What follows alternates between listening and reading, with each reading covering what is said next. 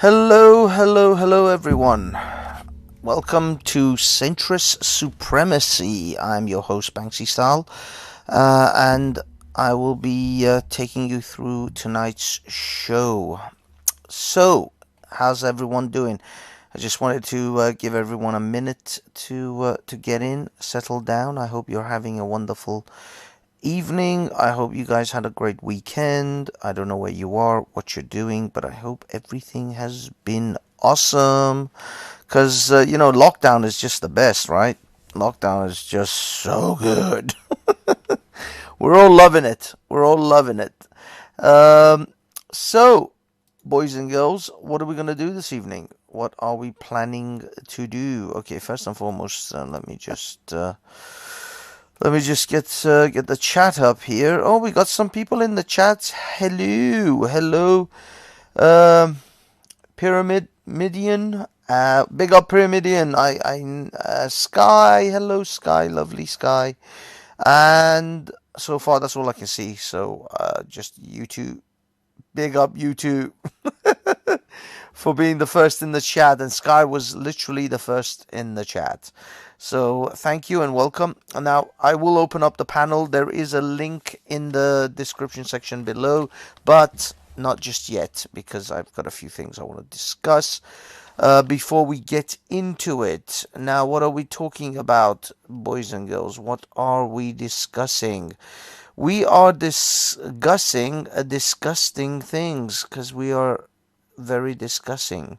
Okay, what we're talking about is the primary subject of this evening's show is going to be about Wall Street bets and those little naughty redditors and those naughty children on the internet doing things to disrupt the big bad Wall Street wolves and those people who do things on the Wall Street. Sorry guys, I can't actually accept anyone on the live stream just yet. That's not happening until later. So just hold back because I can't let you guys in just yet. Just relax before I let anyone in. I have to get through this bit that I want to talk about. There's a little bit of a rant that I want to get on. So the rant is as such. Let me switch over first. Where are we? Where are we? What are we looking at here? We're looking at this. We're not really looking at that. Ideally, we're looking at. Well, I suppose this will be a good starting place. This is really this is sort of an imagery that I would like everyone to have. Although I actually created my own little imagery of this event. You could say it's in the thumbnail, but this is my take on it. But yeah, I wanted everyone to see the original, so you know this is about the people. It's not just Wall Street bets. It is literally the people. They say the people don't know their true power, and it is true. This is the thing that these bankers and the Wall Street lot fear the most, when people recognize the power that they truly have, which is the power of numbers, their community, their group. If they get together, there is nothing they can't overthrow. There is no one they can't topple. And that is the true power that we have. Because let's be honest, and by the way, that applies to politicians and talking heads too. Again, we prop them. These platforms, these YouTubes and the Facebooks, and you all complain about that how terrible they are. Well, it is us that give them their power. All we have to do is walk away, and they have nothing. What's going to happen when there's no one on YouTube and there's no one? I'm sorry, there's someone keeps trying to get in. Guys, stop trying to get into the chat just now. Chill until I'm done. Don't keep jumping in because it makes a stupid noise, and I gotta actually stop it to make that stupid noise. But right now I'm not. So yeah, just chill until I'm ready. And then I will let you guys know what when everybody's when I'm ready to let everyone in. So just relax for a minute and enjoy the enjoy the show. Oh God, no, no. I mean, I'm serious. Just relax. How do I stop this thing from actually making a ding noise? This is going to be tricky, isn't it? Um, maybe I could just switch it. Okay, okay. For now, we're just throwing it here. So the ding noise hopefully doesn't come in every time someone tries to pop in. Because I'm trying to run a show here, folks. Yeah, where were we? Yeah, the true power of the population. Well, again, as I said, I think I said it a few nights back. In a, I don't know whether it was on this show. Anyway, I was talking to someone, and I said the thing is, the people think they can just go after the rich. Oh, we'll tax them. We will take their taxes. We will take their money from them, these millionaires and billionaires. And I said, look, the millionaires and billionaires don't just sit around and let you take their money from them. They're not just going to let you take it. They have the money and resources to stop you from taking their money.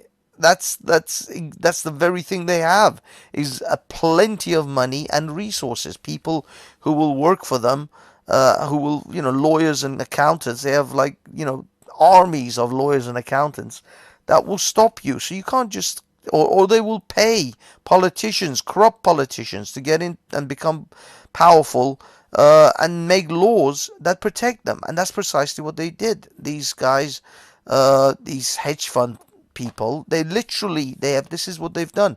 The people, be it, represented by Wall Street bets, figured out, okay, we can't go and just take their money because they are bastards and they have money and resources and corrupt politicians who've made laws to protect them.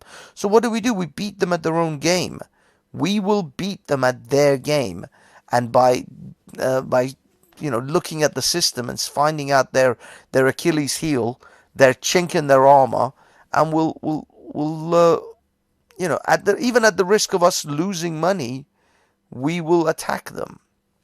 And that's what they did. They betted. They figured out what the short Wall Street shorts are. Which, by the way, I mean, I've got it here somewhere. What is a Wall Street short? Oh shit, where is it? There we go. Short selling. What is short selling? Now, let me lay this out initially for those who don't know, who've been under a rock. A group called Wall Street Bets, who are part of a subreddit about stocks and trades, discovered that when certainly hedge funds bet against, where they do short stock selling, where they bet against a company that is fledgling. In this case, there was a company called GameStop, who was a fledgling company. They were struggling. They're a shop, they're a high street store, bricks and mortar store. They're not like Steam. They're not like these online shops. They're just a bricks and mortar, like, classic store, which is being destroyed and decimated, these kind of businesses, by this pandemic. So they decided, and this company was fledgling. Their stock prices was as low as, I think, $1 or $2, or I think at some point it reached the bottom of like 2, and then it went up to 4, but it was very low stock prices.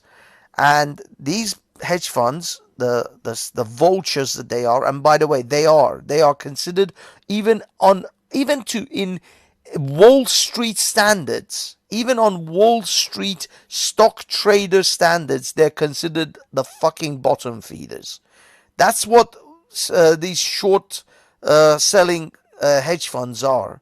They are the bottom feeders. They are the vultures of Wall Street. They are despicable even within the boundaries of Wall Street, which itself is the most despicable, immoral fucking institute ever. But nevertheless, even in that institute, these are considered scum. They are the bottom feeders. They're the ones who go after companies that are effectively dying or struggling, and they will crush their stock prices. They will tank their stock prices, or manipulate the system in order to wait for them to die, and then they'll go and feed off their carcass. That's what they're doing. So what they do is they do short selling, which is effectively, now a lot of people, I don't know whether you know this or not, I'm just going to say it for everyone who does or doesn't. The stocks are one of the only commodities on earth that you can purchase with you can sell without purchasing. You know, if you want to sell a car, you have to buy the car.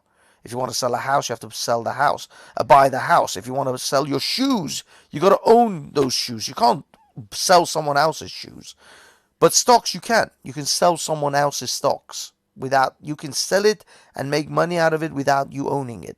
And so that's what they do. They go and they effectively borrow someone else's stocks who already has these stocks, and then they wait until the price absolutely dies and tanks. Then at that low bottom price, they will buy the is it that they will buy? Okay, let me read it because I think I forgot.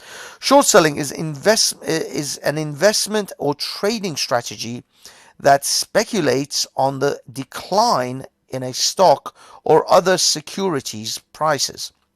It is an advanced strategy that should only be undertaken by experienced traders and investors. Traders may use short selling as speculation. An investor or portfolio manager may use it as a hedge against the downside risk of a long position in the same security or a related one. Speculation carries the possibility of substantial risk and is an advanced trading method.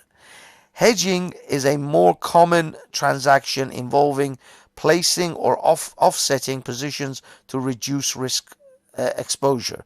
So it is the riskiest, as I said, it is the bottom feeding, vulturous way of trading, and it is absolutely the most despicable way of actually. This is betting on a company dying. This is the vulture attitude. You're waiting for a company to die so you can pick their fucking carcass. And that's what these fuckers do. So there should be no sympathy for these cunts. No sympathy whatsoever. There is no sympathy should be afforded to people who do this short selling bullshit. And they basically borrow the stocks. They don't buy the stocks. They borrow it. Then they buy it at its absolute bottom. And I don't know. I forgot exactly. They sell it. No, they sell it back, to the person that they bought it from at the original price, but they bought it at a much lower price. So they bought it actually from I don't know. They borrowed it at $8. Then they bought it when it hit bottom at $2, but then they sell it back to the original person that they bought it from for $8, or they buy it, I don't know, some sort of bullshit like that. But they actually bought it at $2, and so they keep the difference.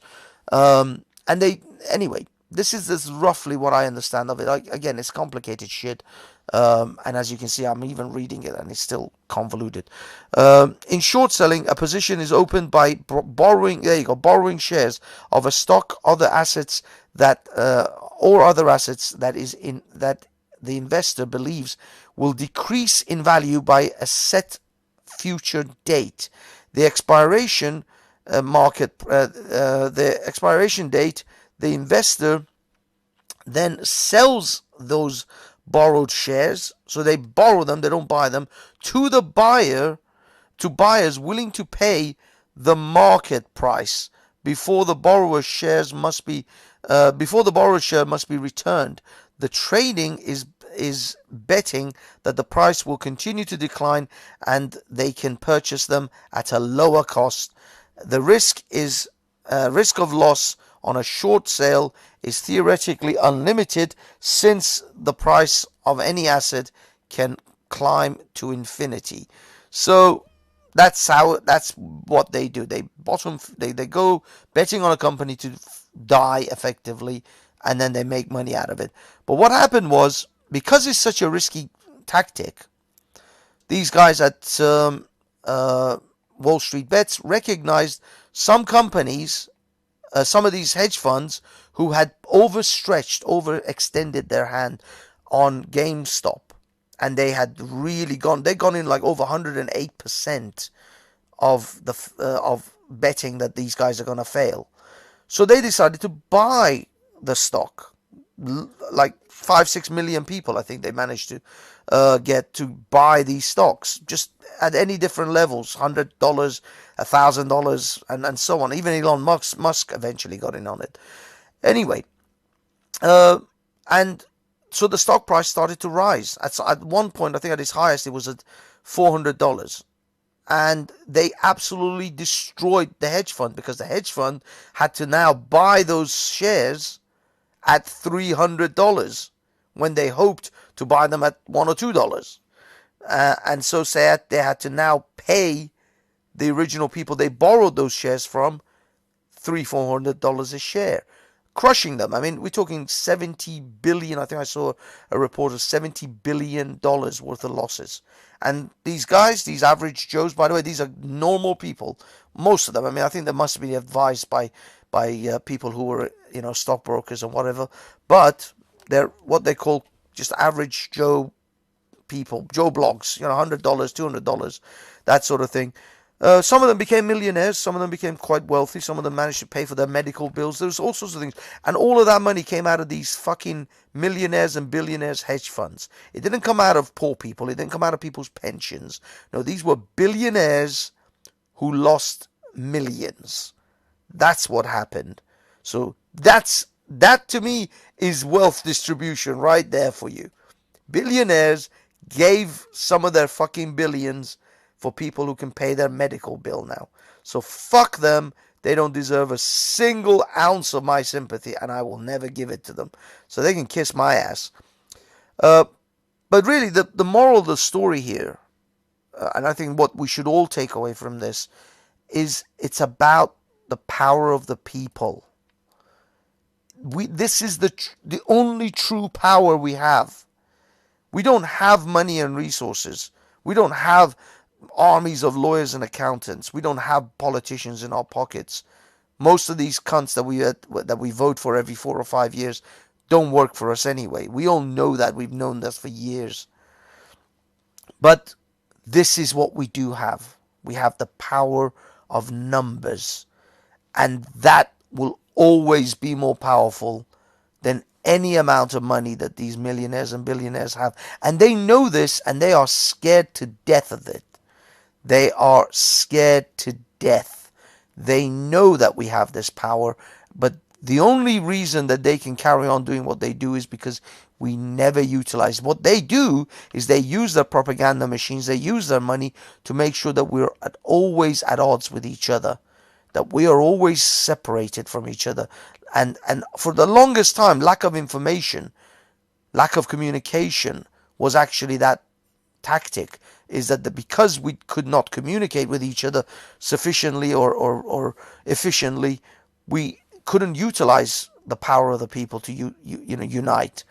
But now with the internet, with Reddit, and with all sorts of different communication devices, we can do that. By the way, Wall Street Bets, they had their Discord taken from them for quote-unquote hate speech. That's where they go. They went for the communication lines. Now, I don't know. I think Reddit is still holding on. They still have the Reddit there. I'm not sure what kind of pressure they may or may not be able to put on Reddit. But it doesn't matter. The internet, they're not going to stop them from finding other means. They're going to find some other place to get together anyway. I mean, who knew about this subreddit before it all blew up anyway? Nobody. So who's going to know the next place they're going to gather and they're going to communicate? But we know that this is a chink in the Wall Street armor. And that's the beauty of this situation, because this can be utilized again and again. And if these vulturous pieces of shit who want to bet on companies dying, if they want to do that, they're going to know that there's an army out there ready to fucking smash them, ready to stick the knife in and fuck them and take away the only thing the rich care about, which is their money. Because their money gives them the power that they need to run over us, run roughshod over us, rule over us. So if you take that away from them, that's the only thing you can. Going and occupying Wall Street and going in the streets and sticking placards in there, that's bullshit. That doesn't do shit these days. They stand there and just laugh at you while you freeze your ass off in the middle of January holding up a placard saying you're terrible. they'll fucking piss on your grave and they won't even feel bad about it. So no, fuck all that. Let's hit these fuckers in their pockets. Let's hit them where they actually matter and where it counts. And you know it counts because they are crying today. They're running around begging these filthy, dirty corrupt politicians. Oh, you have to regulate against this. You have to stop this. Well, you're going to stop people from buying and selling shares is basically what you're saying. People, regular people, are not allowed. By the way, you know the hedge funds? The hedge funds are allowed to buy and sell. They are allowed to trade outside of regular trading hours. They get special amounts of hours where they can trade and you can't. You as a consumer, you as a regular Joe, I forgot what they called it. Shit, they've got a name for the average person who does trading. You can't trade past certain hours. The trading hours are fixed. You can start at a certain time and you finish at a certain time. That's that whole Wall Street closing bullshit where they hammer they do the hammer thing. That's only for you guys. That's for the average guys. The hedge funds trade outside of those hours. They get extra hours to carry on trading when you are not allowed to. So they get special rights already. There's one rule for them and one rule for us. But now they want to even fucking tighten this one up so you can't fuck with their vulturous, bottom-feeding fucking practices where they go and destroy whole little companies and small companies or even fledgling, corporations. Anyone that their business is going down, these fuckers will go and they'll pick the fucking carcass. So fuck every one of these guys. Now here's another company that you should go and just never use them. Never use them. This was the trading app which was called Robinhood, which has now destroyed that name. Which was supposed to be this really good, fair, anyone can come and trade. Come on, guys. This is for the people. This is the people's trading app. These fuckers stopped people from buying shares now in those companies. Then you can only buy now. The first they stopped it completely, put a freeze on it, and now you can only buy 5. You could buy a maximum of 5 in those particular companies that the short hedge funds are shorting against. They're short selling. So these fuckers immediately went, so fuck this Robinhood. This Robinhood app should now die. No one should be on this anymore because they're not doing it for you. They're not doing it for the people. They're working on behalf of the big fucking corporations, the big hedge funds, the banks and these stock exchange pricks. So fuck Robinhood. Don't go near them. I'll be honest, I didn't even know about these cunts until this whole thing blew up. So I never used them and I never will. So nothing really ventured, nothing gained. Okay, so we got a little bit of selling. We got, this is the GameStop article. Wall Street Bets founder on GameStop. I don't think it would go this far. I guess he didn't. He thought he might be able to put a little bee sting again in them, but he actually ended up sticking a fucking giant sword through fucking the hedge funds and Wall Street, and now they're shitting themselves. They're shook because their little scheme has been found out. So screw them. Screw every one of these assholes. I don't give a shit. Again, I think the only thing we can say is power to the people. Okay. Now my little rant is over. Mrs. Sky, if you're still there, by all means, guys, I'm gonna put the link. Now I'm trying something different, guys. I'm trying Google Meets instead of StreamYard, and that's because first of all, Google Meets allows more than 6 people, and it seems to be free. Google Meets was a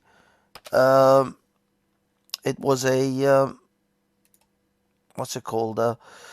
A paid application, but now Google has made it free. Now I don't know whether they made it free because they want to compete or they want to outcompete StreamYards, or they made it free because it's not really a money-making thing for them anymore anyway. So I'm not 100% sure. But for those of you out there who wish to participate, within this conversation, by all means, jump on and let us have a chat. I'll be honest, I'm not even sure who's out there anymore. I think most people left after my rant. But I mean, everybody's talking about this, and I wanted to talk about these because I despise the system, and it's exposing the system for what it is as well. It's exposing the fact that as soon as that intro, my guy is terrible. That intro music. Oh, music. Oh, you don't like the music? Oh no, I just use it. It's a free music from YouTube. It's not meant to be a major what you might call it. It's not meant to be a major like I don't know soundtrack. I just use it. It's a nice, pleasant sort of intro.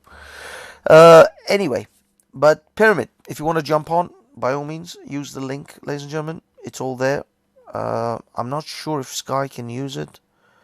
I'm not even sure anyone is out there.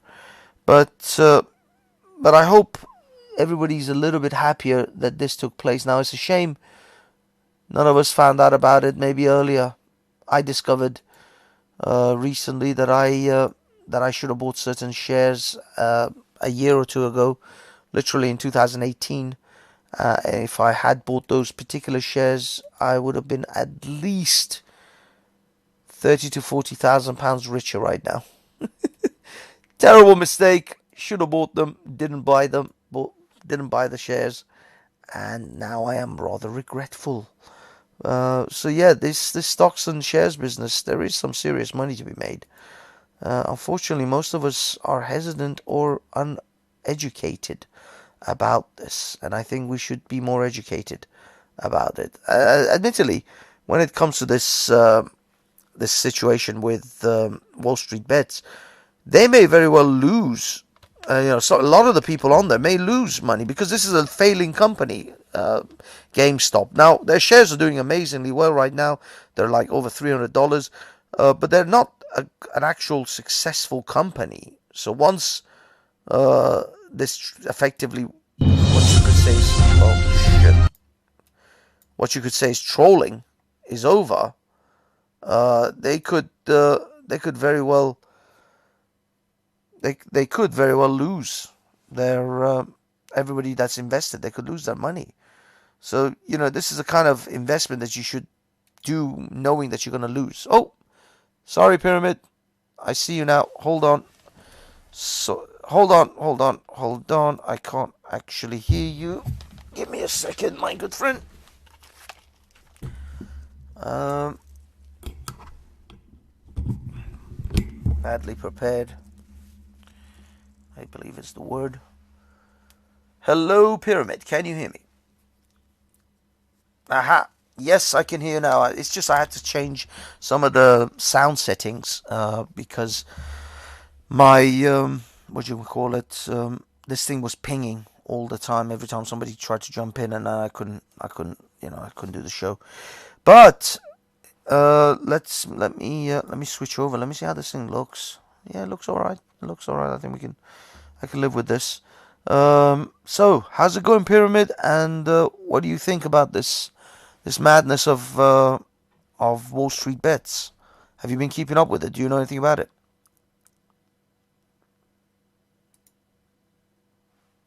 Mm.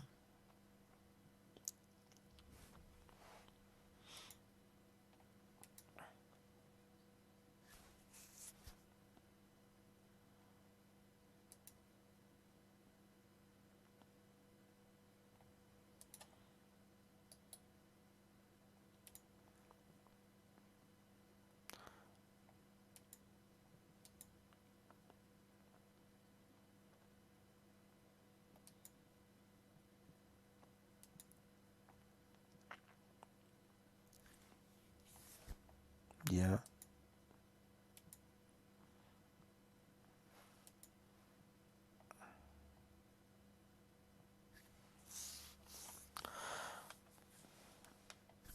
Mm.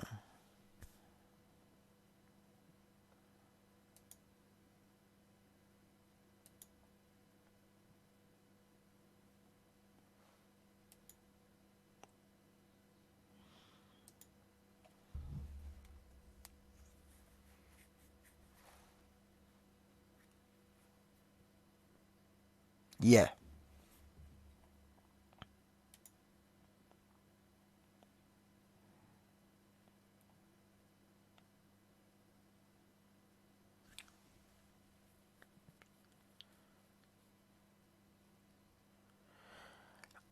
As in, yeah, when the price that rises, if the price rises, it can go up to infinity, but it can only drop to zero.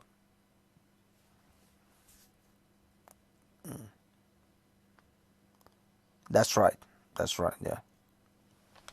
So the losing part for the short betters is infinity, whilst winning is once it goes down to zero, effectively, or like pennies.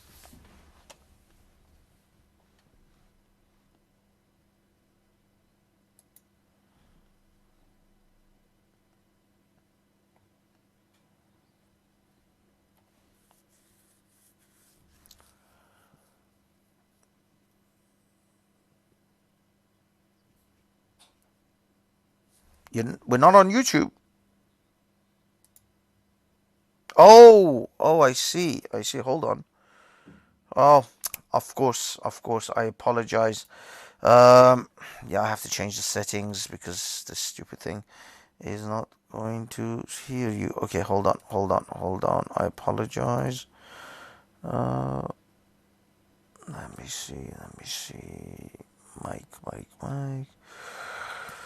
Oh, damn it. It's always something. It's always some son of a bitch thing. Okay, talk to me. Yeah, can you hear me Yes, now? yes, they should be able to hear you now. Can we get Let a me get a confirmation in the confirmation on my chat? phone, but yeah, they should be able to hear you.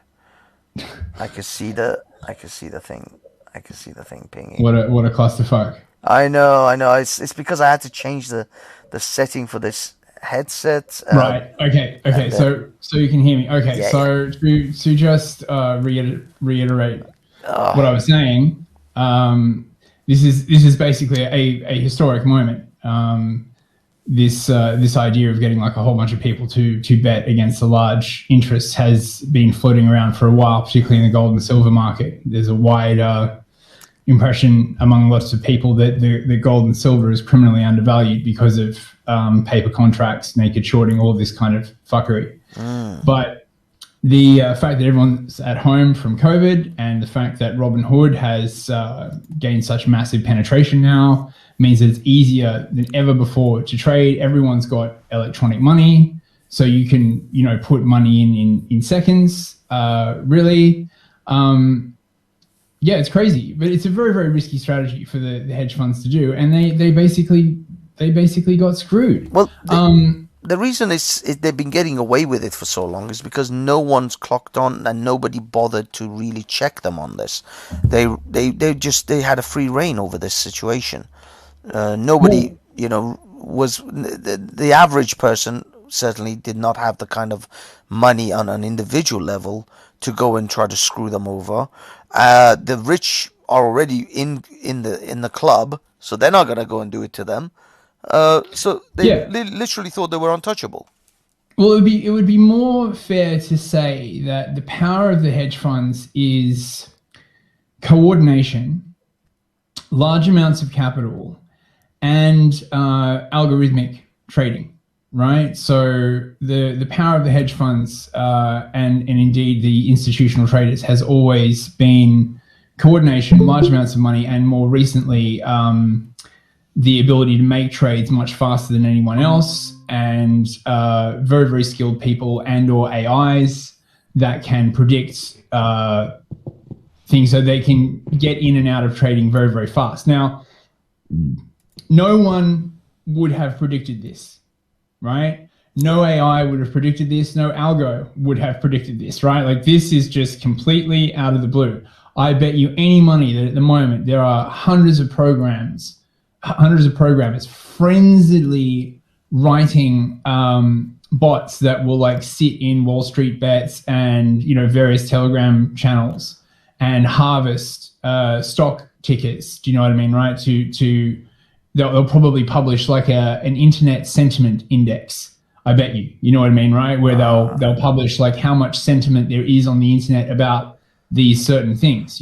Well, From what I heard, the Wall Street Bets guys said that their subreddit has been flooded with bots just posting things and making it really difficult for people to follow the actual conversation. Yeah, Hello, well, Sky. Telegram is where it's at now. You know. Hey, sorry, Sky. Just 1 second, and I'll be with you.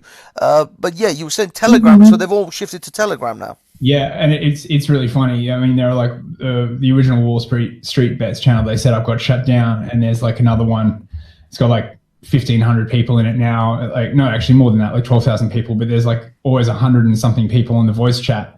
And someone made like a comment that it sounds like before they had computerized trading, right? They had like what they called like an open cry system on like the New York Stock Exchange. Yeah. You might have seen the films where everyone's like buy, sell, Yes, like yelling in. So like the voice chat on Telegram is kind of like that, you know what I mean? It's just sort of screeching madness, and because you get 100 people in a fucking voice chat. I mean, it's insane. I mean, wow. But then why did the original one get shut down in Telegram? Well, that's a very, very good question. The subreddit was locked for a while because of hate speech. You can't see me making air quotes, but I am definitely making air quotes. The thing about Wall Street Bets is it's a very rough and tumble kind of a subreddit. You know what I mean, right? A lot of people using bad language and off-color jokes, and of course, as we know in this day and age, only Nazis ever make off-color jokes, particularly about race. Yeah. So it's obviously filled with Nazis. And if you go on Twitter, which is of course the authoritative source for all news now, you can indeed see that Twitter has said that Wall Street Bets is full of Nazis. I mean, they must be.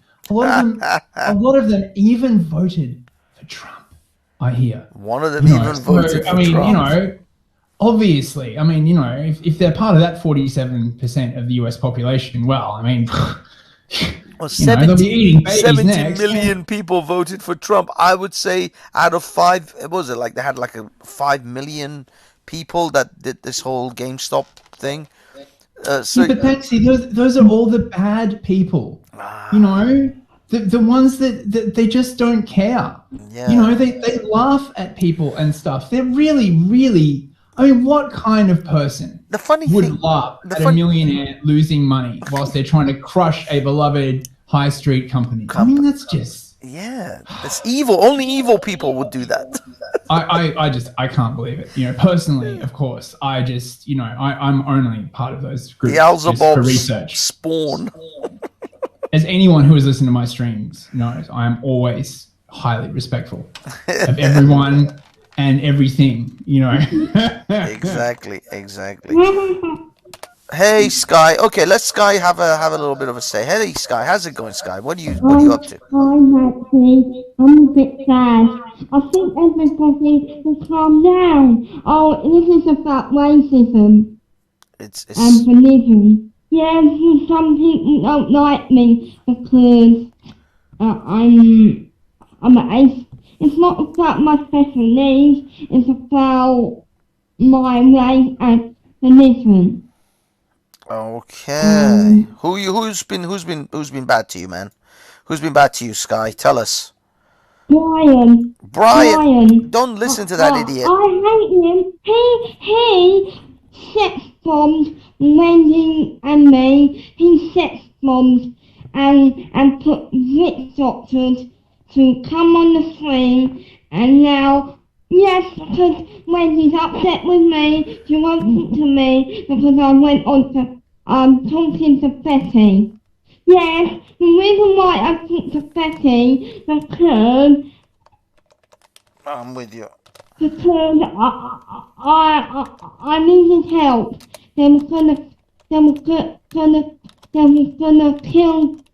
gonna kill me because I'm arsehole. Okay? Because I'm mixed race. Now, I'm very angry with Ryan. I want to speak to him. I want him to get the witch doctors out and stop pulling bombing. I want Wendy to be my friend again. Nanny's not well. Nanny has a stroke. Nanny doesn't want you to know about it. Oh That's man, it. that's messed up. I'll be I'm honest. very I'm at a angry bit of a about loss it. here. I don't know what else to say. Pyramidion? Yeah, I don't like the doctors. Okay. Yeah, I'm still here, man. I just dropped out. No, The it's cool, it's conversation cool. No, seemed to I'm just have asking for taken a advice. turn. So I don't know, man. I know I don't know. I'm a bit at a loss too. Well, look, number one, Sky, stay away from Brian. He's just insane. And number two, I don't know. I don't know about number Are you two. mad at me? Are you mad at me? Are you angry with me? Oh, me? I'm not mad at you. No, I'm never mad at you. Are you? You're You awesome. don't. Oh, you like me, huh? Yes, you're fine. You're a nice person. I Don't. am nice. It's just that I'm not nice to anyone, everybody, because everybody is fighting. That's why I am nice. I am not troll. I am nice. I am a real person. It's just that I don't like people blocking me. They have to give me a chance to explain what happened. I lost my friend now. Oh, no, don't worry. You have plenty of friends. Plenty of I friends. love Easy. I love him. I love Tina.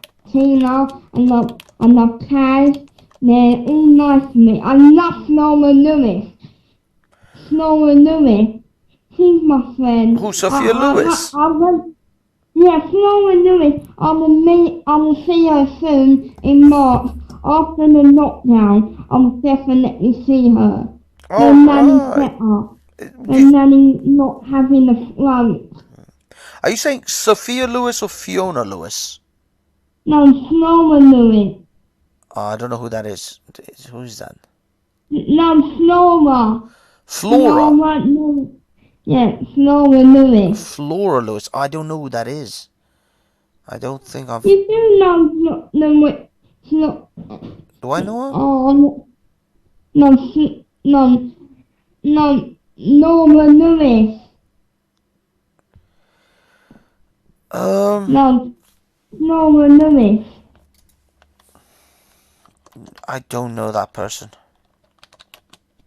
You don't know her. The one that Brian's been bullying. Brian Hell. I didn't know that. Anyway, thank you for that. Can we get back to? Yeah, let's get. Let me talk to Pyramidion for a few minutes about this stock exchange thing, because it's kind of the show is about that as well. So let me just give me a few minutes. We'll go over that and then we'll come back to you, Sky. Okay, so Pyramidion. Okay, so look, Andy had a really good question. Shout out Andy, big ups. Can this be repeated? Now, this is the real motherfucking question, right? Can this be repeated? Is this just a one-off thing? Well, I think it can. Technically, this trick could be repeated by any group of retail investors against any company that is highly short on any instrument. And the ones that, particularly those with like naked shorts, that require delivery, right? So delivery is when you've got to give the thing back that you've shorted. And the things that are most abused in this way are precious metals.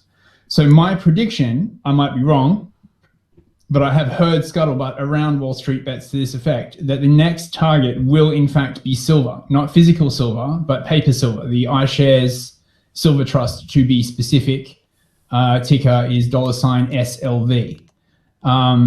So, you know, if you have a little bit of spare money around that you're not afraid to lose, don't ever invest money in this kind of stuff if you can't afford to like kiss it goodbye, for Christ's sake, because, you know, and I am not a financial expert by any means.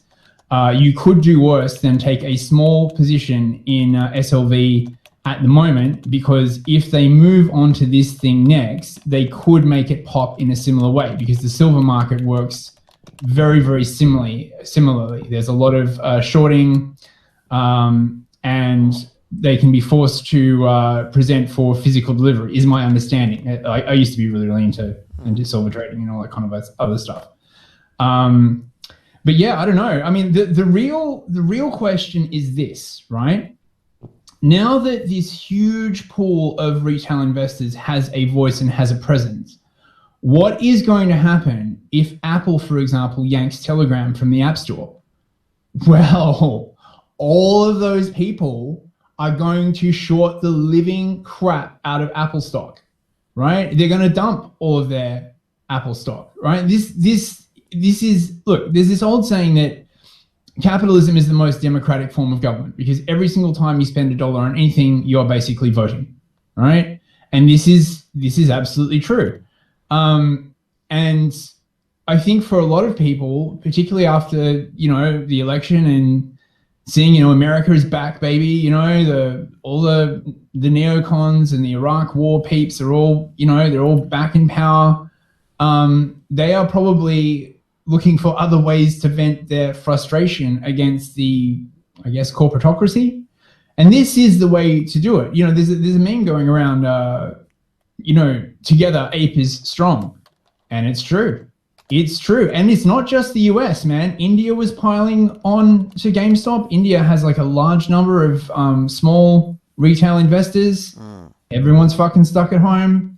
COVID, I mean, look, this could potentially even turn the tide on the lockdowns. Like, you know, like what if they just start being like, look, if you don't lift the lockdowns, we're just going to hammer one company after another company after another company and just burn it all down. We don't have any lives left anyway, right? You guys are all sitting in your lovely mansions with your gardens and your exercise equipment and having your servants bring you hot tea while we're fucking stuck in a 1-bedroom apartment fucking going mad with our kids. Like, the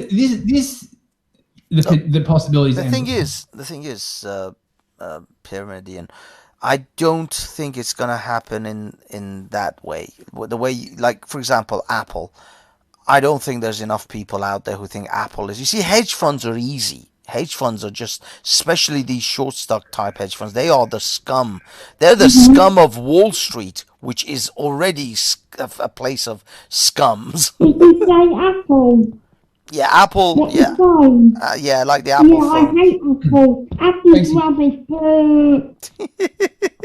Yeah, but what I mean is, I don't think as many people hate Apple as they do these hedge funds. Not yet, right? But how many people had heard of GameStop before Wall Street Bets made it? Well, yeah, right? but what I mean is that these guys were going after they didn't care necessarily for GameStop, but they knew that they had this hedge fund companies by the short and curlies in that position.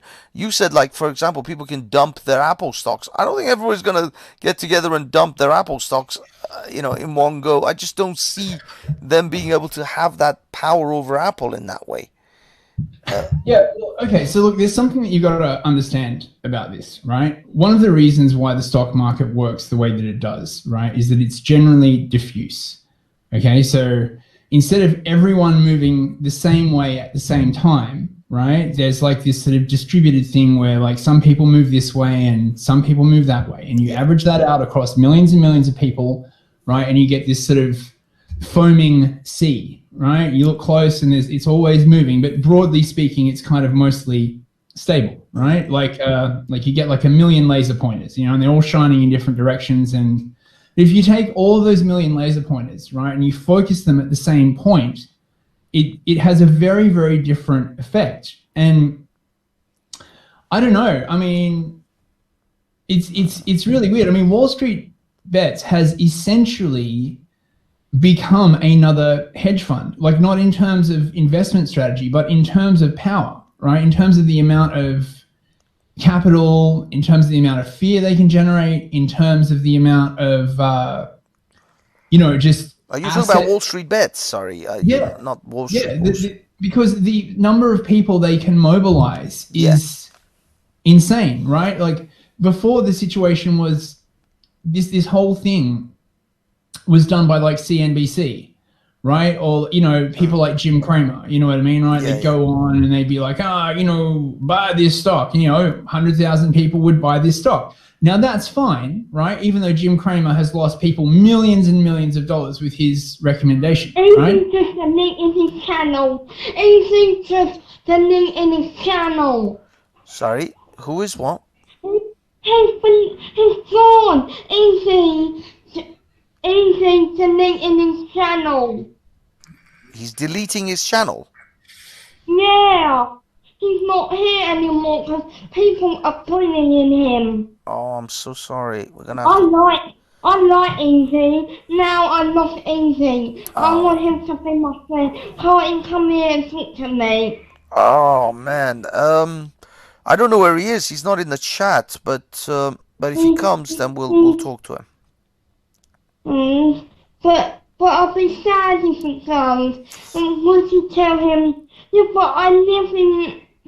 Don't worry. We'll find. I'm sure he'll be fine. I'm sure we can get him on the shows and channels. And don't worry. We'll sort that out. We'll sort it out. Let me just. The thing is, like, I again, when it comes to, yes, you're right. I think Wall Street bets. Sorry, Pyramidian, I'm back with you. I think Wall Street bets, sure, they can mobilize a lot of people. They can, make certain maneuvers. But you see, you got to realize, for a bit of a meme or a bit of a let's give the big middle finger to these hedge funds. It's okay for people to say, okay, I'm going to buy stocks in a company that's failing, and maybe lose $100, maybe lose $200, maybe even lose $1,000. But they're not going to just keep losing money on the basis of fucking with hedge funds, or try to buy a bunch of Apple stocks and then all dump 5 million of them at once, or 5 million people dump them all at once. Maybe not. I mean, look, was the real reason that they targeted this hedge fund, right? Because all of these people know what a hedge fund is? No. Like, hardly anyone I have seen cover this even know what the fuck a hedge fund is. Like really, they don't know anything about the history, why it's called a hedge fund, when they were started. All they know, right, is that these people are rich, right? They feel they are unjustifiably rich. They feel powerless, and they feel that this is a way that they can exercise their power, right? Many of these people feel that the election was fraudulent, right? And thus, their usual expression of democratic power they feel has been stolen from them. I don't think this is about the money. I mean, some of it's about the money, sure, right? But there are an awful lot of people that I have seen that are purely in it for the lulz, for the principles, to eat the rich, or, Yeah. I mean... But this is what I mean. It's like, how many, you might do it once, I might lose a couple of $100 and be like, screw it. I want to screw with the hedge funds. But I'm not going to keep losing hundreds of pounds every week, every month, just to screw with all these different companies and the big sort of corporations because of lols. That's not gonna. It's not sustainable. Well, that depends on how it's done, right?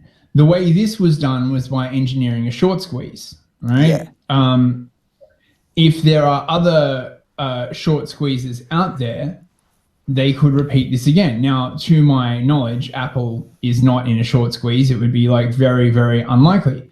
But it's still going to give some of these companies pause, right? Like the climate recently, right, with things like Twitter. Sorry, Telegram, just bear with me 1 second. Like, sorry, sure. Pyramid. Sky, turn off your camera. Turn off your camera, love. There you go. Yes. Thank you. Yes. Yeah. Yeah, it's better. It's better. You don't want to be on cam. Okay. I want to be on camera, so when you see what I look like. No. It's okay. they're not watching this show anyway. Do it when you're on Wendy's show, but generally, yeah, it's best to just leave the camera. Don't worry. Okay, Pyramidium. Sorry, you were saying yes. So what I was saying is that, okay, so consider the World Economic Forum, for example. Okay, there is a definite conception among a hell of a lot of people that there is a highly rich class of billionaires that have far too much power and are attempting to order the lives of everyone else. Sure. And if you don't like it, well, I hope you enjoy eating your bugs, citizen. You will own nothing and you will be happy. Now, regardless of the truth or otherwise of this, because this is the thing about the stock market, right? What is true does not often matter as much as what is believed to be true, right? Politics is the same, right? So if everyone thinks the stock is bad and everyone sells it, the price will go down. The company itself might have great fundamentals. We're seeing the opposite of this with GameStop, right?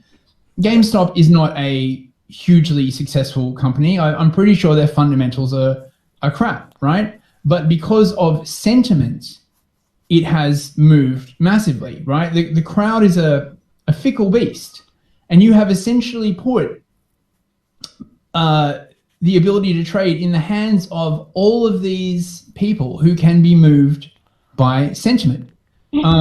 This is actually the kind of thing that tends to happen before massive stock market crashes. You know, like historically speaking, once you get to a point where, like, you know, a really high percentage of the population are all trading stocks, you get these wild swings because the crowd moves like a mob. You know what I mean? It's like a beast. So are you saying this is a precursor to a crash, though? Sorry? You say this is a precursor to a crash? It could be. What I'm saying is that, okay, the reason why this is important is that retail investors are very, very vulnerable to sentiment. They're very vulnerable to panic. They're very vulnerable to what you call irrational exuberance, right? Something goes up and everyone piles in and more people pile in and on and on and on and on and on, right? And then if it goes the other way, everybody heads for the exit at exactly the same time. This is how you get crashes, where everyone tries to exit a position at the same time. Everyone tries to catch the falling knife, and it just goes down and down and down and down and down. Now, say what you will about, you know, the hedge funds and all of those kinds of people, right? They are at least what you would call rational investors. You know, a lot of these people, like, that's literally their job. You know what I mean? All they do is read, you know, financial news and all this kind of other stuff. Now, I'm not saying that Wall Street bets aren't rational. On the contrary, you know, I've seen some good analysis on there. But all of the people who have jumped in on this aren't rational. Yeah, they're emotional. Right? They don't know anything about trading or anything, right? All they know is that, you know, they got a tip from a guy, or, you know, their uncle is like trading or whatever. So the more your sort of retail trading base swells, the more likely it is that you can get these weird stampeding phenomena. And I would argue that's kind of what happened with GameStop. You know, everyone just, it's like when you're in a huge crowd and a bunch of people start running in one direction and then everyone else starts following them. And then the crowd gets larger. And you know what I'm saying, right? Like, yeah, like a Mexican kind of wave. How people start Mexican waves. That's the kind of stuff that crashes are made of. That's more the point I'm trying to make. So I don't know. It must be weird being the founder of Wall Street Bets at the moment. You know, like, he's probably both hated and feared in equal measure. I mean, you wouldn't want to piss those guys off, am I right? Yeah, like, but also he may get assassinated because corporations definitely do shit like that too, especially if you're messing with their money. That is certainly true. I mean, I think it's more likely, though, that they will try and shut down the channels they use to communicate, right? Like, you know, like Reddit, like Telegram. But I'm not sure if that will be No, that's not going to be enough, because the thing is, they used an obscure subreddit to mobilize and get together in a small way, and then they just got bigger and bigger. There are so many places on the internet that these guys can just sit and talk to each other. I mean, all they need is an electronic method of communication. They don't have to be on Reddit. They don't have to be on Facebook or Telegram. They can be on there's like literally a million communication platforms. Incorrect. They don't just need that. They need a way of spreading the link to that electronic message of communication widely among their followers. Okay? If it's just like the core 100 people from Wall Street Bets, it's not really very much. What gives Wall Street Bets its power is the million other sort of but they can be like hydras.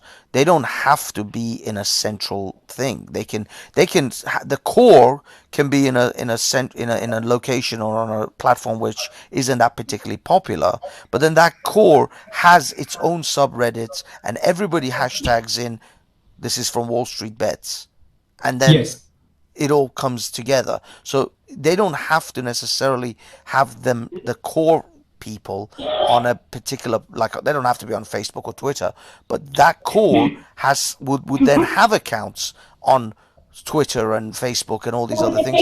And there's, how many accounts can they shut down? They can shut it down. These guys will just open up new accounts and then just be, pinging out Wall Street Bet, the basically almost like a badge. Wall Street Bets calls this. They'd have to shut it all down at the same time for it to be effective. Which would be hard to do, to say the least. And there is always the danger that if they poke the beast with a stick and they don't kill it, they will just piss it off. And this beast has millions of heads. I really feel like there is a distinct element of class warfare going on here. Yeah, absolutely. Right? Like really, really, truly. It's almost Marxist in a weird sort of way. The digital proletariat striking back against their bourgeois masters. Yeah, that is actually. I mean, collectivizing like this is a Marxist, socialist basis for it. But I mean, it's not necessarily they need to get authoritarian in order to do it. But it's just collectivization. So you were saying they wouldn't go after Apple, right? But let's use Marx's formulation with this. Okay, what is a general strike? Right, a general strike is when a person gives up or risks their job, their employment, actually, right, which is an potentially life-ruining thing for a principal in order to coerce a corporation or company to submit to their demands, right? Yeah. Now, if you're saying that this couldn't happen where people like shed their Apple stock or some shit like that, I think you're dead wrong, man. I think this has become about principle, about class warfare. I know, but the thing is, the people who hold majority of Apple stock will not be the average Joe. They're the billionaires and the upper echelons, and they're the ones who have to drop significant amount of Apple stock in order for it to have an impact on Apple. And no, that's not really true, right? No. So yes, you are correct. There are large institutional holders of Apple. I'm gonna go now because my friend's on here. I'm gonna go. Okay. Easy. Okay, see ya. Have a good night. Take care. Bye. Bye-bye. Bye. Apple is a huge company with a huge market cap, but also consider this. There are large institutional investors in Apple, right? Pension funds, governments, right? And they need Apple to be stable, right? Like Apple is like a classic, what you call a blue chip stock, right? Like it's what you would call a safe bet, for example, right? And one of the reasons it's a safe bet is because the price is not volatile. So all of these people could begin introducing volatility into Apple's stock price, right? Even if combine these millions of people, they only even owned 5 or 10% of all of the Apple shares. If they all bought and sold in unison, that would have. So again, to use the factory analogy, right? If 10% of workers all don't show up on one day, the knock-on effect to the factory is massive.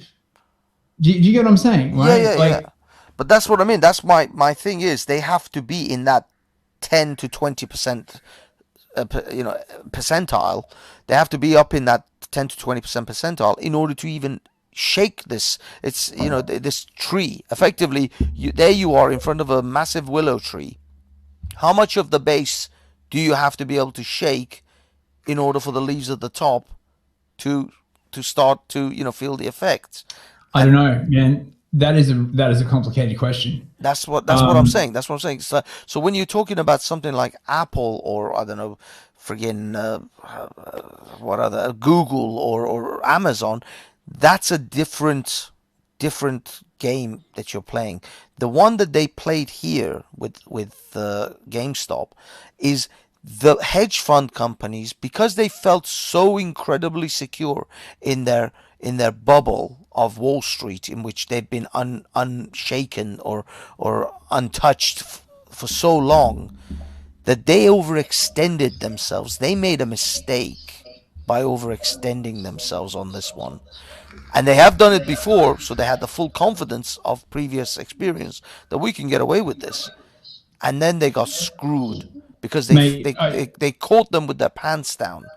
I don't think they're going to get that opportunity that often. Look, I agree, right? And this thing with GameStop is truly unprecedented. My understanding is that Melvin Capital, there was like a 138% short position, which means that there were actually more short contracts than issued than there were actually shares available. Yes. Which is an incredible overextension. That's what I mean. But I still think that there are tremendous opportunities for fuckery going on here. I don't. The people at Wall Street Bets are truly, autists. Like, I mean, it wouldn't surprise me at all if one of those people could find some way of fucking with these large companies. I would be willing to bet pretty good odds on that, right? I mean, I'm not saying definitely. What I'm saying is that what you're seeing is a fundamental shift in the balance of power, akin to when the first people decided that they were going to start striking, right? Yeah. Before the Russian Revolution or something like that, right? One strike led to another strike, demands were issued, and then concessions were given, which led to more demands and more concessions in this kind of unvirtuous cycle. I don't know. I think it could potentially, the echoing effects of this could be potentially huge. It's definitely going to affect institutional investment behavior. Of course, if it goes too far, right, you might have a situation where, pension funds start getting fucked over, banks start getting fucked over, and then it really will hurt the little people. It won't just be like a hedge fund that has like 5,000, institutional investors who are all like rich bastards. It could keep rolling. The mob is hard to tame once unleashed. You're absolutely right. That is the other side to this. Is again, the mob is untamed, and it can lash out randomly, and it can actually hurt maybe the little person. But at the moment, this was a great win, and I think this was a great shot across the bow, maybe even a shot into the up the nose of these hedge funds, who are the vulture capitalists, effectively, the ones who are going after these short bets, and they are basically betting on companies dying. I think this will at least curtail some of their activity, because they have to be super careful now.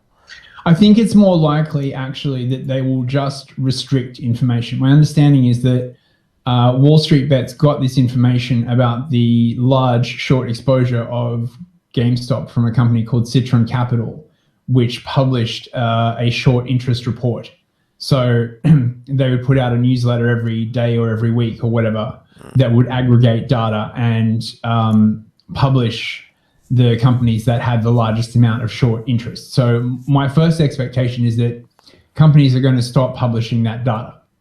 right? Yeah. So that people can't find out and deliberately target these overexposed entities. But there are probably ways that you can figure it out. Yeah, but the thing is, they have to still have that data or that information because they have to inform the others that are actually, within their own little VIP circle.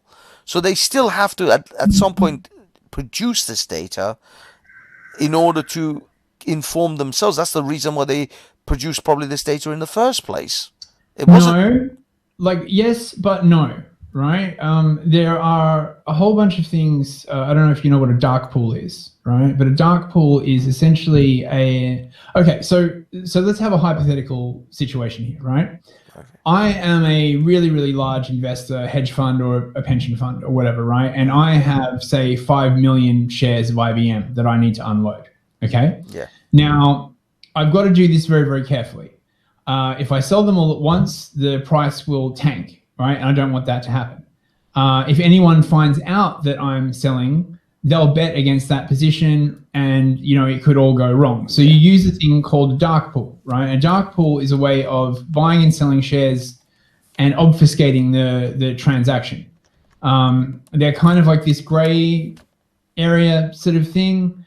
I don't know. I mean, I'm not really sure what the deal with Melbourne Capital is, but my instinct would be to say that the first thing is that everyone is going to start trying to be more stealthy about their positions. This isn't going to stop hedge funds trying to short companies into the dirt. They're just going to try and be more sly. Yeah, exactly. They're going to hide. They're going to try to hide that information, like you said, the information that shows that they're overextending themselves. And they're going to try to stop these guys like they did. They chucked them out of Discord. Their Reddit got all spammed out, and so they're going to try to disrupt the collectivization or the groups that are discussing these, and at the same time they're going to hide the information, like which stocks are being shorted and all that, probably more carefully.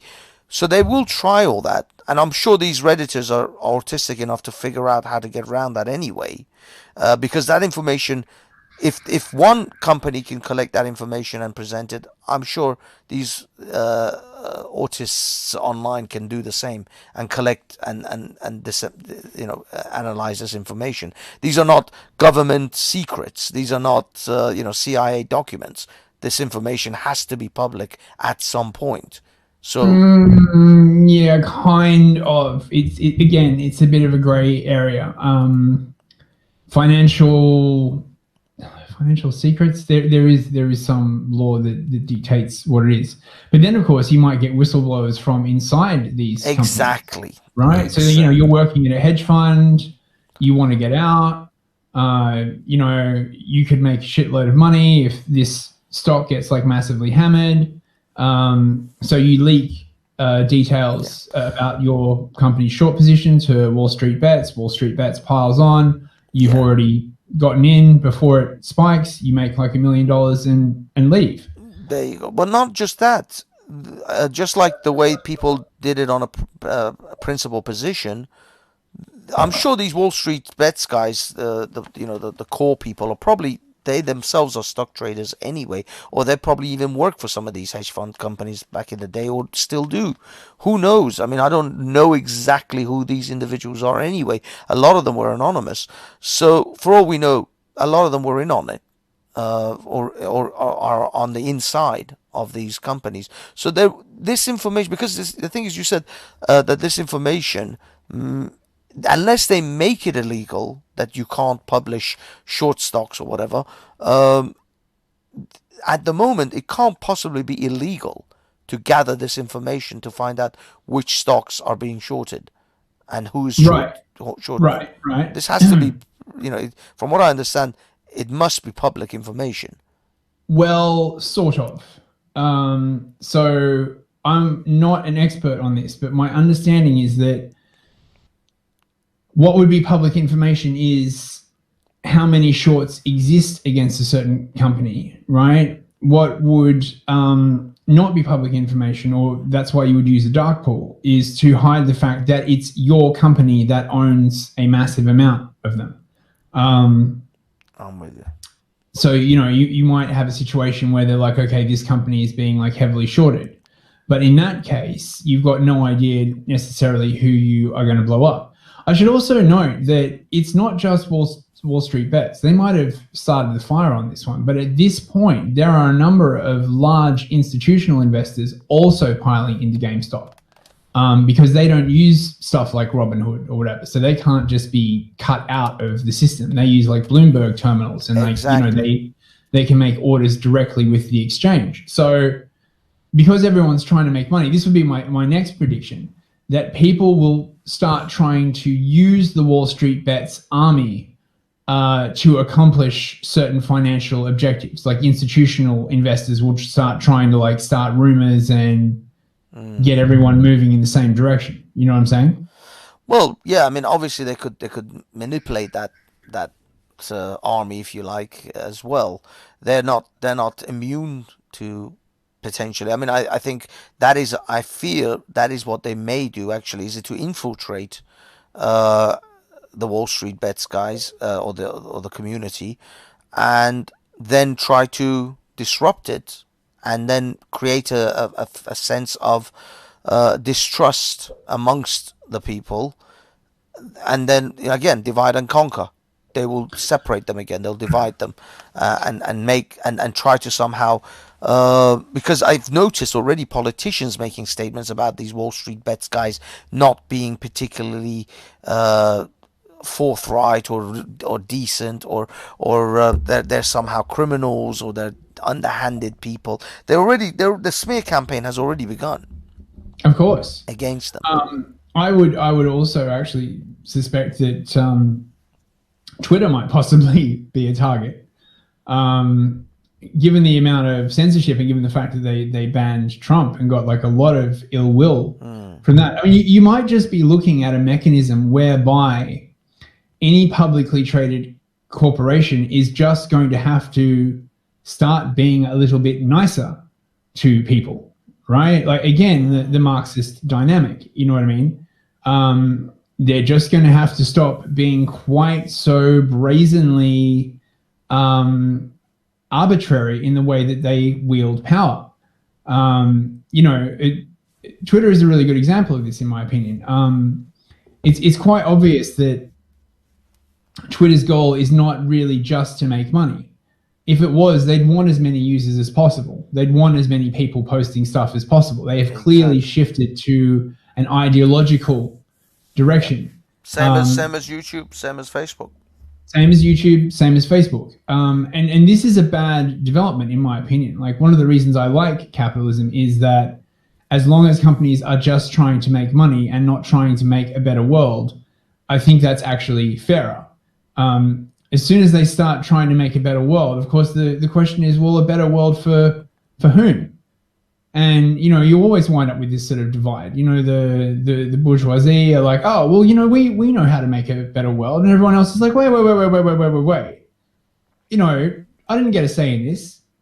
Your definition, I don't agree with your definition of a better world. To which the companies will be like, oh, well, yes, of course you would say that. You don't move in the same rarefied circles as us. You don't have access to the research that we do. We know what will make a better world. And then the people are like, well, no, get fucked. It's going to be very interesting to see what happens. Yeah, that's exactly. I mean, I feel that you're right in the sense that there is a sea change, and that these guys, did something. And this is what I said in the opening. These guys did something which was more than just hold placards in the rain in front of hedge fund buildings or Wall Street buildings, and scream and shout how evil they are whilst they sit they're standing in the building, watching them through windows, sipping champagne and lattes, and laughing at those. I mean, that's my mental image of Wall Street. Occupy Wall Street was. Yeah, man. A bunch of people in tents freezing their asses off whilst the guys are sitting there watching them whilst drinking champagne. Because holding placards is free. protesting is free, Yes. right? It doesn't materially affect these corporations at all, apart from Exactly. maybe a little bit of bad PR. Yes. Boycotts. This is the reason why boycotts work. And this is actually one of the reasons why the left have been so successful in pushing their agenda. Threatening boycotts, threatening to pull infrastructure services from various companies and stuff. That's how you change corporate behavior. Yeah. Asking them nicely generally does not Doesn't do work shit. unless you can present a solid financial argument as to why they should. This is it. This is what I'm saying. When you hit their bottom line, when you sting them in their money, and I think these guys from Wall Street Bets hoped that there'll be like a bee sting, towards Wall Street. I mean, I read there was an article I just presented that I don't think the founder said he never thought it would go this far. He thought that they'll lose a few million, and there'll be a bit of a sting, and it'll be a shot across the bow, to tell them, we can mess with you guys. Stop fucking around. This wasn't just a shot across the bow anymore. They blew off their nose. Yeah. And now they're sitting up and paying real hard attention. And you're right that I don't think this will be the end. I don't, I believe that yes, there are ways that they can utilize this army, but I don't think they'll have that. Like, for example, like you said, the way Robin Hood just shut down trading effectively. Yeah. Well, the next time they start to do this, unless they're doing it across multiple trading platforms, these trading platforms are going to start to unify. They're gonna, these hedge funds are going to tell them, you guys are going to have to communicate. And as soon as you see a particular stock price rising exponentially, which has a lot of shorts on it, you guys are going to have to shut down all the trading for these. What do they call them? Sorry, there's a name for average people who retail investors. Retail investors. Yeah, you're gonna have to shut down the retail investors. So they'll talk to like 5 or 6 different exchange or maybe more exchange platforms, and they'll force them to shut down the trading. Yeah, but man, there are thousands of retail trading platforms. I know, but what I mean is across the world, right? I know, but there's only a finite number of retail investors. Okay, so as soon as so everyone is deserting Robinhood now, because they yanked a lot of people's trades, which they're not supposed to do. So whatever company, so the first company that basically says we will honor your trades no matter what is going to attract insane numbers of new signups. Signups means more money means more liquidity. It's going to be very hard for them all to move as a unified unit. Money talks and bullshit walks. True. I don't know. So I mean, they Robinhood forcibly closed out tons and tons of positions last night. Yeah. It's still going because the institutional investors have bailed in now. Yeah, I mean... Well, yeah, I mean, of course they're going to keep them afloat because Robin Hood played ball, but the people are going to desert Robin Hood by their millions. So once there is no one on there trading except institutions, then they're effectively a dead app. Institutions don't use Robinhood. Exactly. You're shitting me. Robinhood is a retail investment platform. So right? once the retailers leave... Yeah, so once the retailers leave and the kind of bad press they've been getting, everybody that I've listened to says, get off this, never use them again, fuck these Robinhood people, they're fucking scum. So they're getting the same treatment as the hedge funds for being the scumbags that they were by shutting it down the way they did. So although apparently they were called by the White House. That is the rumor.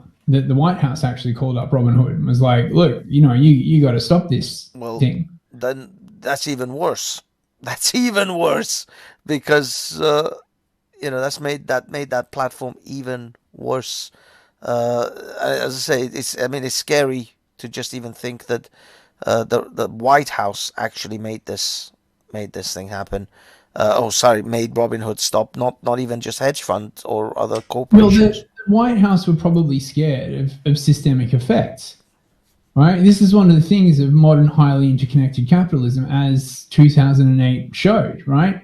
With such a densely interconnected system, you only need to take out one major node to potentially cause this massive ripple effect. Because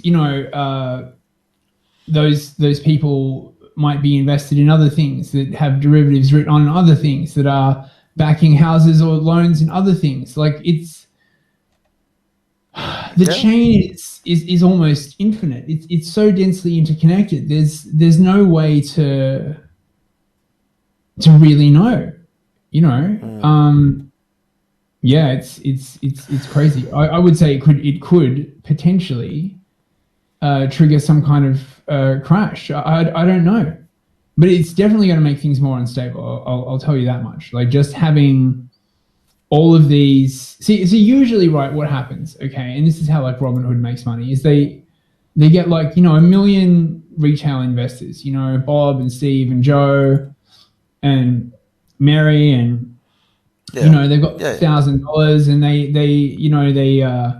they subscribe to some like stock tips newsletter, and they get their like signals and they're like, trade this today, trade that today. And, it all evens itself out.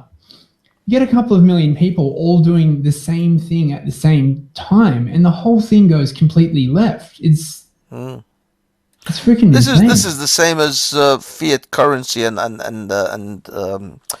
what do you call it, fractional reserve lending, where most banks literally this is the whole thing's built on a house of cards where they all depend on the fact that not everyone will take their money out at once.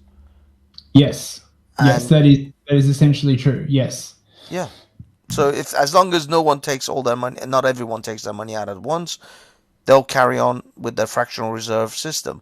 But like you said, if suddenly, and this actually happened, there were runs on the banks, they called them. It was, I think, BlackRock or it was something Rock, a bank.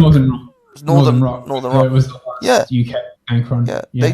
They got fucked because everybody suddenly panicked and wanted to take their money out of their account, and they couldn't actually pay people because they just didn't have it. Yep, that's right. Because the money that people had deposited with them, they had lent out.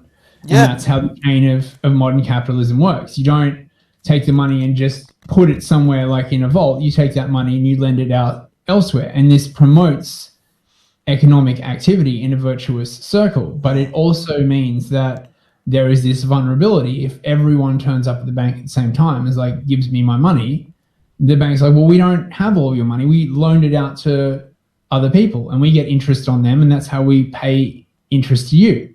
Although now that we're living in like a zero interest rate environment, it's a really, really weird system.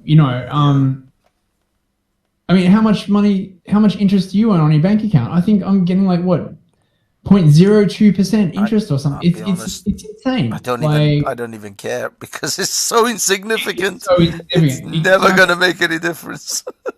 Now, you could say that this is partially the problem, right?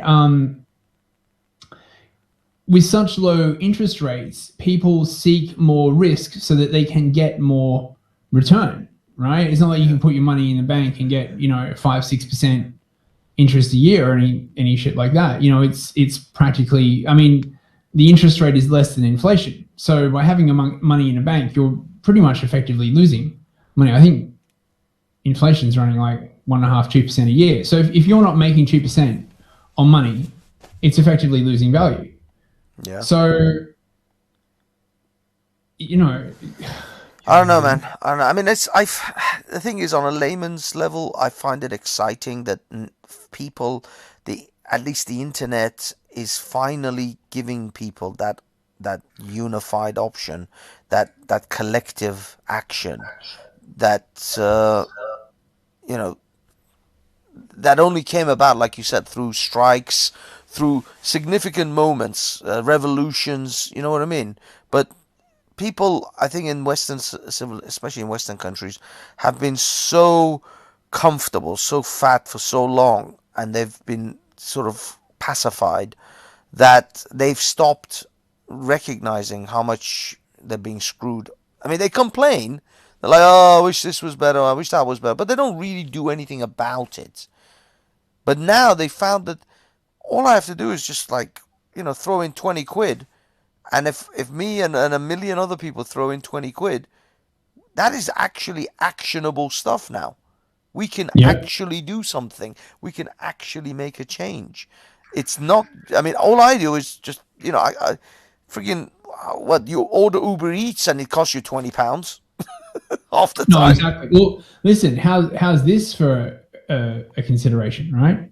All of the money that people donate to charity, right? It's probably fallen quite a bit since the Rona, but the UK, just for an example, is one of the highest charitable giving countries in the entire world, right?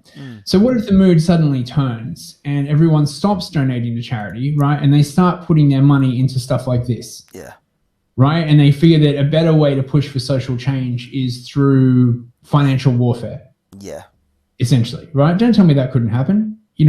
Like people make decisions with their money all the time. They can turn on a dime. It's just hard to predict exactly when, because if you could predict exactly when, you'd have all the money in the universe and you'd be able to like predict the future. And no one has been able to do that. I mean, some people are better at it than others. Some are better and worse. Some are just lucky. And this is the thing about the financial markets. When you make a whole shitload of money, you never really know, was it skill or was it luck? Everyone wants to say that it was skill. Oh, yes, I made $1 million because I read this, stock report and I'm really very, very educated. Yeah, maybe. Or maybe you just got lucky. I mean, it's kind of really hard to tell. You see a lot of, the greatest investors, they make like tons of money and they convince themselves that they're really, really freaking smart, and then they massively fuck up. I'm sure all the people at Citadel thought they were like the smartest guys in the room. At Melbourne Capital, the hedge fund got crushed. Well, was Citadel the company who then bailed them out? Yes, it was. And Citadel also has a 40% stake in Robinhood. So it's not surprising that Robinhood pulled the, but if Citadel went to, say, another company that was seeing, thousands and thousands of new signups and millions in extra liquidity because of this, and was like, shut this down, they'd be like, no, get fucked. We're making money. You can suck it. Yeah. Because that's how the markets are, man. Like, for every person that wins, there is someone who loses. That's how it redistributes well. But is it possible that these guys, they literally set up like Robinhood and shit like that in order to be able to have that level of control? If the lemmings, the peasants, suddenly get together, we at least have the platform that they've been using all these times, so we can actually shut them down from that level. And then and if they can't shut them down at that level, they'll go to the government and they'll just literally make it illegal. That would be hard. I mean, like, I get what you're saying, okay, right? But the problem is, like, okay, so say you outlaw fighting against naked short sellers, right? It's impossible. The thing, people don't like short selling, right? But it actually has like a proper financial use, right? It redistributes risk, right? People can bet on whether they think the price of something will go up or whether it will go down. Options and futures, they're exactly the same. You make a bet because you think something will go up or down, and those bets tend to mostly smooth things out. But sometimes it goes the other way, usually because everyone does the same thing at once. As long as like everyone's not doing the same thing at once, it all evens itself out. Everything cancels everything else out. Do you get what I'm saying? Yeah. But if everybody moves in a particular direction, then suddenly it sort of shows. It's like if everyone riding a train all rocked from side to side at the same time. Do you know what I'm saying? Yeah, exactly. A boat is an even better example, right? The boat starts rocking because usually all the people moving around the boat just cancel each other out, more or less. Exactly. Yeah, it could be highly destabilizing, man. I don't know.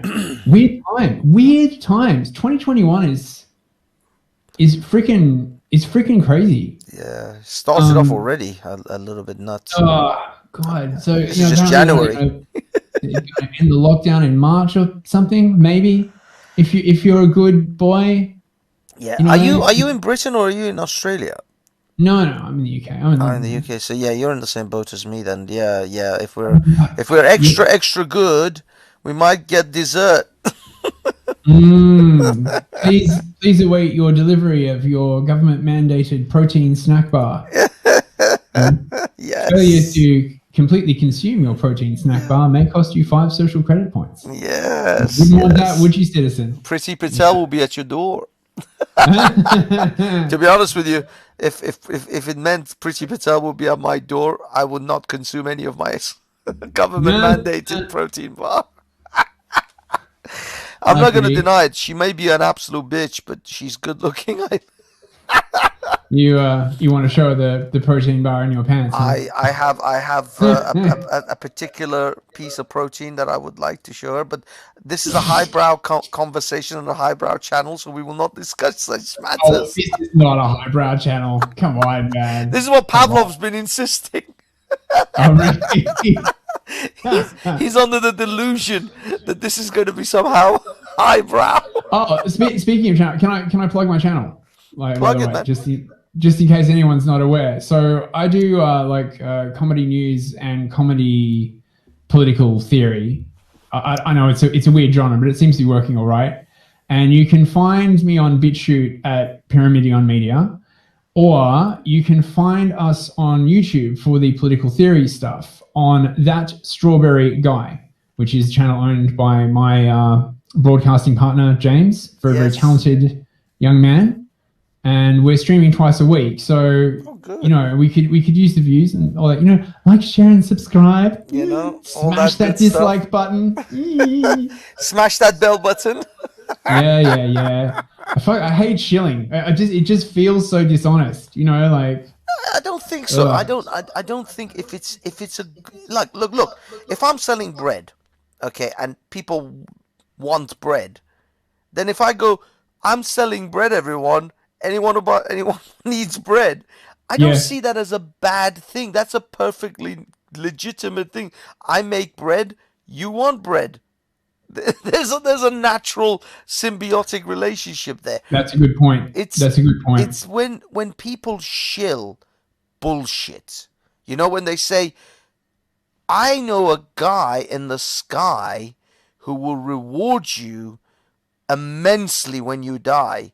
But for now, you need to give me some money in order for me to make sure the guy in the sky rewards you when you die. Oh, yeah. Now, Absolutely. to me, that's a scumbag. Got the hotline to the guy in the sky, but it's not free. It's a premium call. So, you want me to call him up for you and plead your case. Exactly. But it's not just that. I mean, there's so many people who sell bullshit of similar nature. I'll make you richer. I'll make you more handsome or more beautiful, or this will like anti-wrinkle cream. There is no such thing, by the way. It doesn't exist. Enlightenment pills didn't work. Oh my god. Exactly. Seriously. Exactly. The guy on the commercial looked so convincing. Yeah. So this is what I mean. What are you talking about me rewarding her? Sorry, I'm sorry, Sky. I missed that. What was that? You said that I'm rewarding someone. You're involved? No, I'm sorry. Rewarding. I am rewarding someone. Are you talking about me rewarding someone? Like rewarding means like I am achieving my independence living. You're okay.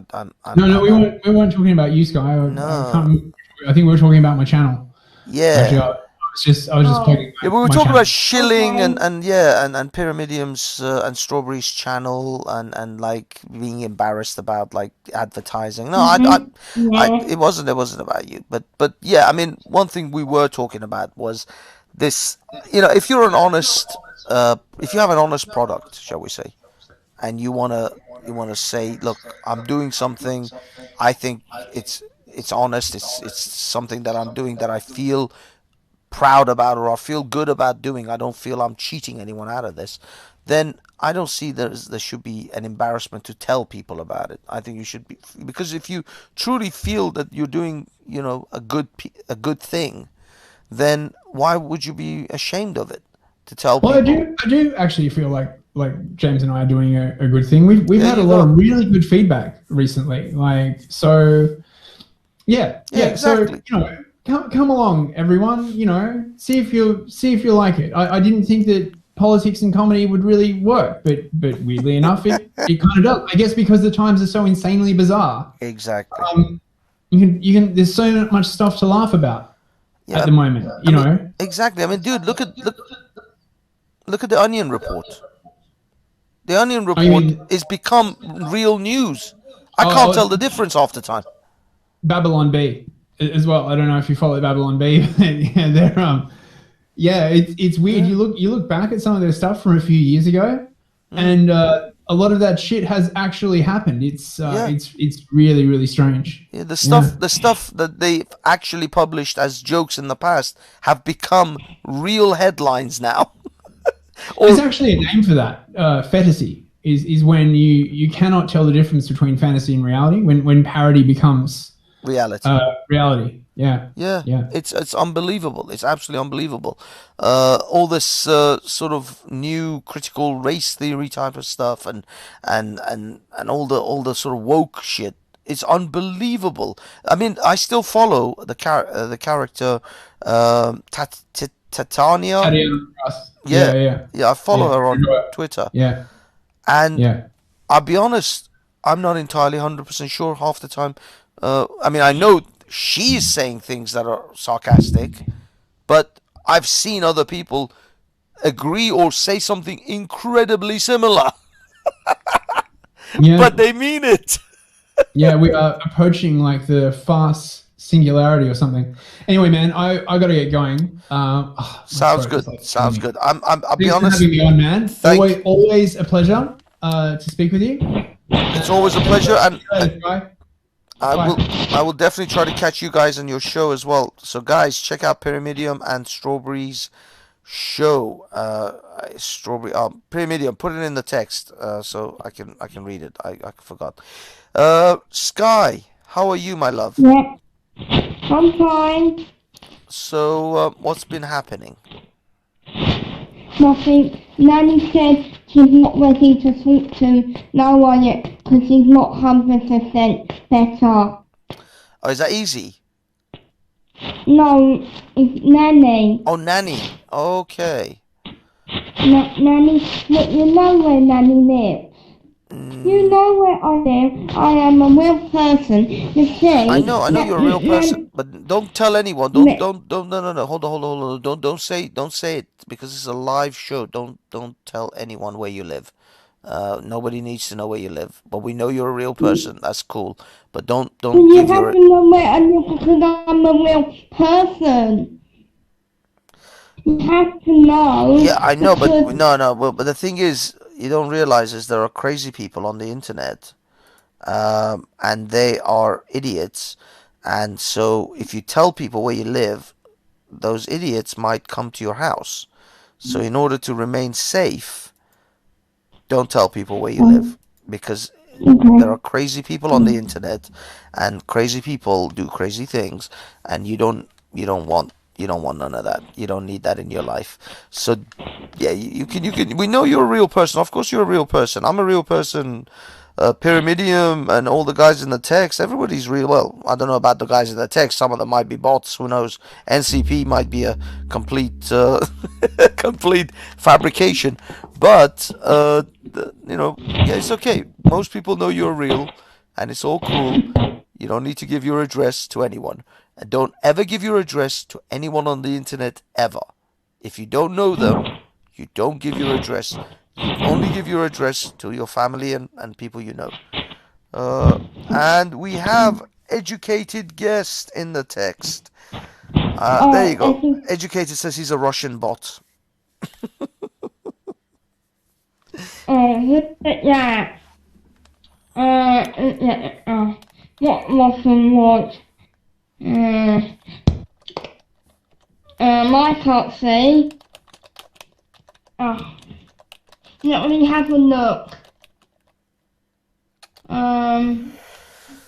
Yes, indeed. And it's always a pleasure to have you on the show, Pyramidian, and the rest of the guys. Give the word out to the other guys if they want to come on. Ladies and gentlemen, anyone who wants to jump on the panel is still open. The link is pinned in the top bar of the chat or underneath in the underpants section below the I would like Jupiter and Wendy to come on. Well, let them know. But the thing is, I'll be honest, we're running nearly to 2 hours, and that's 1 hour. We're at 1 hour 47 minutes, and to be honest, I'm ready to call this one a day because it's coming up to 10 o'clock, and I'm kind of tired. I've been working all day, and now I've done this, and I've got a few other things to do tomorrow. So I've got to kind of get up early. Again? Every When Friday. you be back? Every Friday you're on here? Every Friday, 8 o'clock on the dot, we'll be doing this. So if you don't catch me this week, you can catch me next week, etc., etc. So yeah, every Friday, I 8 speak o'clock. to you every Friday about my problems. I can speak to you about college. I can tell you about my independent living. I tell you Good for every you. Friday. Good stuff. We'll do And that. I'm going back to college next Monday, guys. Tell Easy that I go back to college next Monday. No worries. You're going back to college next Monday. Yeah, next Monday. Good for you. I thought the colleges were shut. Isn't it lockdown? Yeah, they're open now. Oh, okay. So they'll be open from next week. Yeah. Awesome. Next Monday, I'm going back to college. So Nanny has to take me home, and it's Nanny's birthday next week. Nice. Okay, that sounds good. Um, yeah. In that case, then we'll do that. We'll talk about all your independent living and everything you're doing next week. In the meanwhile, I will. We'll call this one a day because I think I don't think anyone else wants to come on, and we've pretty much talked all about the the Wall Street Bank guy or Wall Street bets. She left her channel gone, and she lives in Essex. Oh my! She lives in Essex. Who? And her channel, Sophia. Oh, I see. Okay. And I've been trying to tell Wendy and Jupiter because they said who can they, pick on next? Who can? And I said, me. You can trouble me all day. I don't mind. I really love the talking, Wendy and Jupiter. Good stuff. Yeah. Oh, it seems we actually got someone. Let's see who this person is. Let's see what we got. We got another player in the field. Okay. Oh, hello. Benjamin. Is it Behmin? Behmin? Who's this? Batman. I don't know who that is. Bro, 1 sec. You keep turning on your cam. There. Sorry, do we? I don't think we know each other. You are not a regular, I believe, and you do know that you're not actually live on the screen because I can't trust. I don't know who this is, and so I had to block it out for a minute. I'm afraid it looks like we don't know who this individual is, so we're gonna have to. To be honest with you, I'm gonna wrap it up. But thank you, Behmen. Let him speak. He can speak to us. Hello, Beckman. Yeah, no, he's gone. He's gone because it was I don't know. It was just random, some rando person. Okay, we're out of here. Thank you, Sky, for Okay. coming. We're gonna call it a day. Okay, I'm gonna yeah. wrap it up. Have yourself a wonderful night and have a Okay. good weekend. And we'll do it again Friday. Okay. Laters. See you next See Friday. you next Friday. Bye. Bye. Bye. Okay, and that's our show, guys and girls. We are done for another week. Um, I'm gonna have to organize some actual interviews with people. I think make this thing make this thing happen a little bit more. Hip hop and happening tonight. There wasn't really that. I mean, Pyramidium, as always, a pleasure. Great guy, great conversation. And in all honesty, if it wasn't for him, I wouldn't have even kept this thing going as long as I did. But again, boys and girls, I will try to find some interesting people to interview as well in the future. But nevertheless, this channel is hip hop and happening. Stay locked in. Press the subscribe if you're not subscribed. Like, share, bell, whatever, bell end, whatever it is that you guys need to do with this. Clip it, TikTok it, hashtag it, get it trending. And we will see you all next week where we will do this again. Same bad channel, same bad time. Thank you for coming, everyone. It was awesome. It was an absolute pleasure talking to all of you or having you guys listen to me and Premium and Sky. And love you, Sky, by the way. Love Sky for coming on as well. And yeah, have yourselves a wonderful weekend. Catch you all next time. We're going to play out with... well, it's just a regular play out music, really. Oh man, I gotta switch things up. Hold on. This is so not working out. Professionalism. Where has it gone? Where has the professionalism gone? Hold on. We're sorting this shit out right now. Okay. Here we go again. Take care. Peace.